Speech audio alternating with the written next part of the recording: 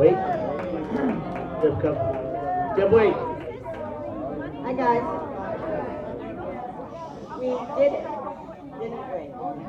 We're here, and I have a few thank yous that I want to do. But first I have to tell you, this has been a 14-month journey.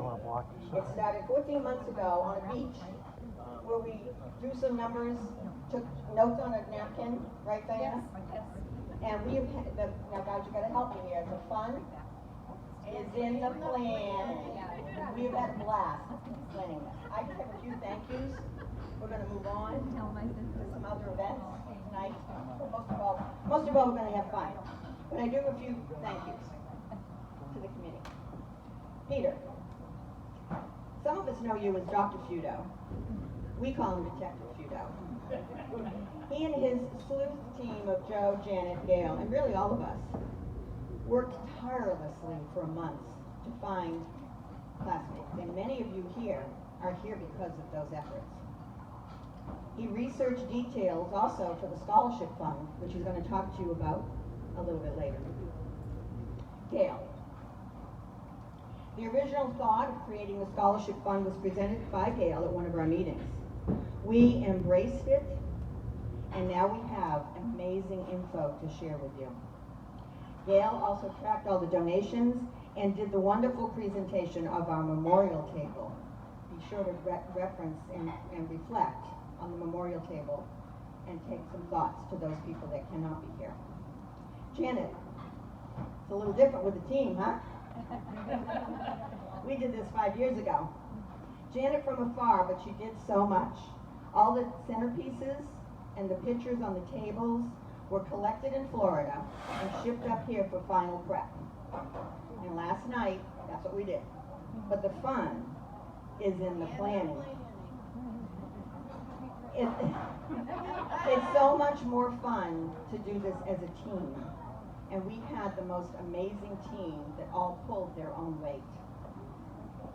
Janet contributed time, love, and financial support to make this night a success. I thank you from the bottom of my heart. Joe, we thank you for your service, and we thank you for your time you put into finding classmates. He was also our numbers guy. Every time we wanted to know a count or a percentage or dollars, he would calculate that and tell us, and he would always remind us of the time of the meeting in military time. I have no idea what he was talking about. Diana kept minutes for all our meetings. Thank you, Diana. Oftentimes when we met on Zoom, we couldn't see her face because her head was buried. We only saw the top of her head because she was writing down pages and pages of notes, which was the genesis of all those emails I sent you. Okay, so no more emails for a while. You mean the emails that went to my spam filter? Diana traveled many miles to be with us because she lives in Maine, and we appreciate her so much for her great note-taking. Right. It came naturally to her. And last but not least, Ed, my best friend, did a great job of reeling us back on task. He was the one that when we would get off task and off focus, he would reel us back in, sharing his words of wisdom. He entertained us once on our working meeting on his boat. The fun is in the planning. And he never lost focus of one last classmate. And he also, we all know who that classmate is. And so he never lost focus of that. And he also has a very exciting item that we have on the table where the yearbook pictures are over here, of a football signed today, this afternoon, by Pat Hughes. So that's going to be for a future auction, and we'll talk about that as we go down the road. Next, I want to bring up Peter, who's going to talk to us with the very exciting news about our scholarship fund and give you some latest info on that. Peter. Well, thank you all for being here. Yes. Thank you all for being here. So as Deb was mentioning, along the process of preparing for tonight, it occurred to us that we wanted to have something that would last, some legacy for our class. And before I get into the particulars of the scholarship fund itself, I do want to bring a couple of people to your attention. One who's in significant need tonight, one of our classmates who, as I understand it, has attended every reunion until tonight. And tonight, Peter Simonelli is in a hospital here in Saugus after having a grave situation that he is now recovering from. He sends his love to everybody. I spent a few hours with him this afternoon. He desperately wanted to be here, but he says he's here in spirit, and he would appreciate any thoughts and prayers that you might be able to send his way. And he's looking forward to the next trip. And there is a get well card if you would like to sign the card to Peter. He'll be here. Yes. Additionally, we had planned tonight a surprise, and we posted this on the website, on the Facebook page, and we kept it very close among this committee. And it's impressive that we didn't leak it because we were all so incredibly excited. We had plans for this night to bring to us here today the single honorary member of the class of 1970. You might be able to figure this out as soon as I tell you. The one person we as a class chose to dedicate our yearbook to, Mr. Bob Barilli.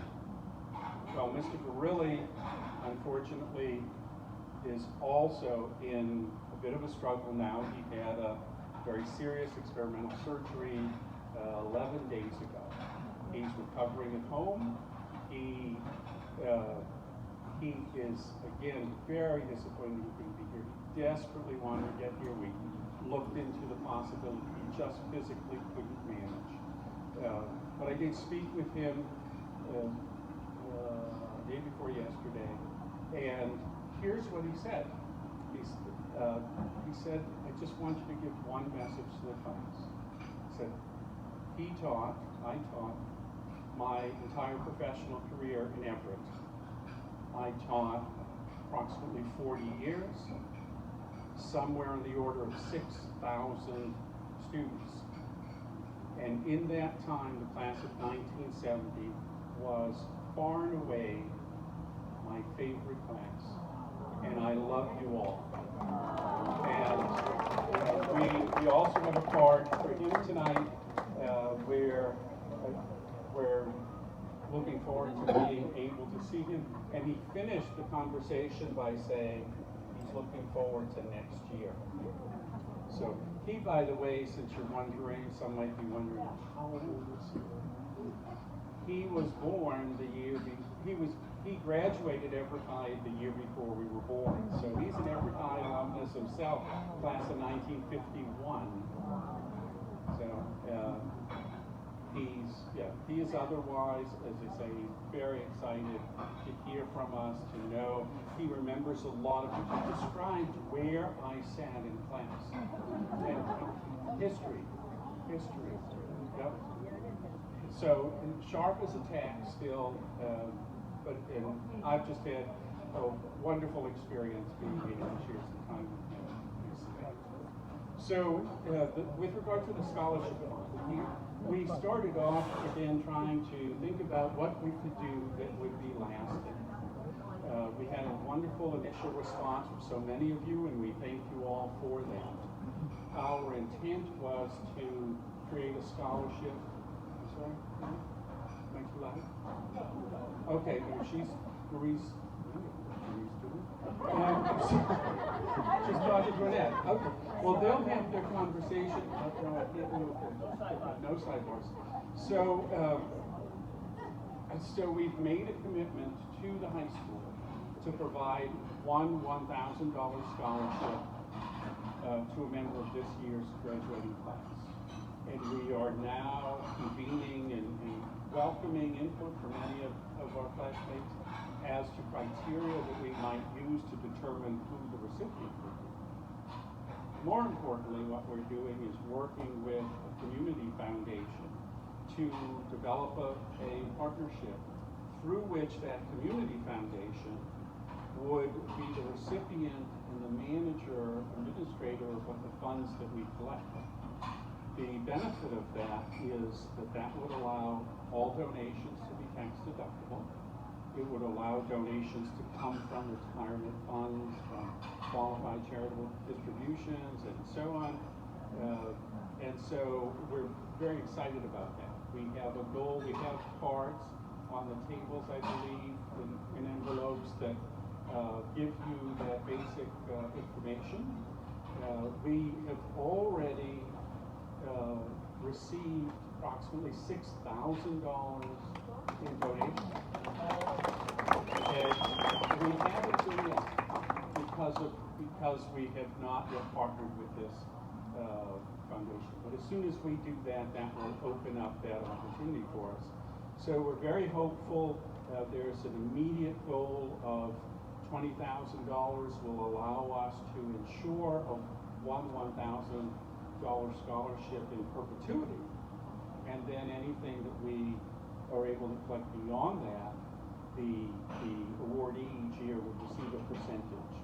So they will receive a very precise percentage. So they will receive 5% of the funds every year, and that will allow it to be in perpetuity. There are gold boxes that are in half a dozen or so places around the room, so that if anybody is able to make a donation tonight, that would be terrific. We will hold those checks, just so you know, we will hold those until we partner with the foundation, so that those checks tonight, our hope is that they would be deductible.